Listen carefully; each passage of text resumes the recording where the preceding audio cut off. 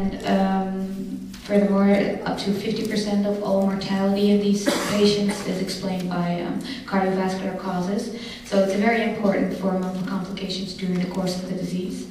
And we're looking into factors that might explain this excess risk. And of course, inflammation, which is a central part of rheumatoid arthritis, has been indicated as an important independent risk factor for cardiovascular disease.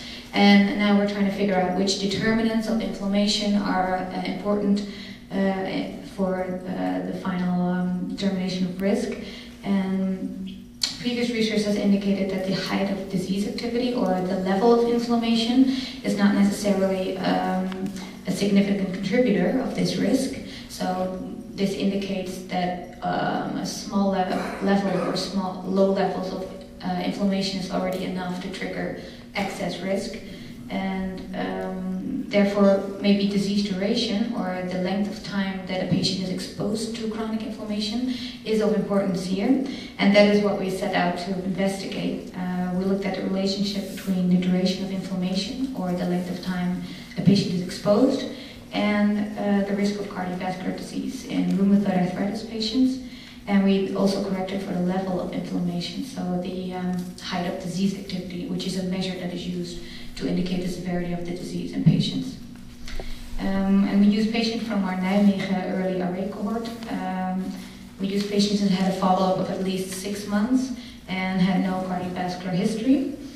And our primary outcome, we looked at first cardiovascular events, which included myocardial infarction, stroke, and heart failure. And we basically did 3 different analyses.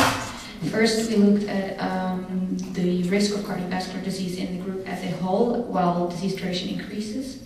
And we also compared the risk of cardiovascular disease in patients with a disease duration of less than 10 years and patients who had a very long disease activity of over 10 years.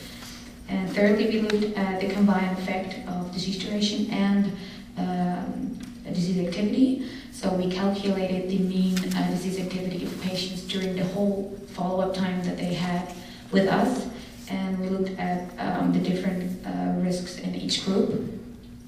And if you look at the results, we found that based on the first analysis where we looked at the whole group, we saw that cardiovascular disease does actually not increase as disease duration increases, and of course we corrected for age and gender and the baseline disease activity. And also, when you look at patients who are at risk for the first cardiovascular event with a disease duration of less than 10 years, the cardiovascular risk actually is equal compared to patients who have a disease duration of more than 10 years. And we have patients with a disease duration up to 25 years, so it's a very long follow-up.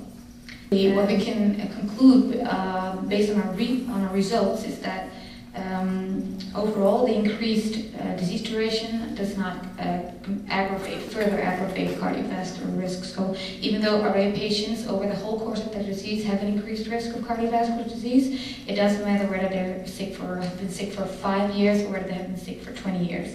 So primary prevention and active treatment of their inflammation is important for all groups of patients.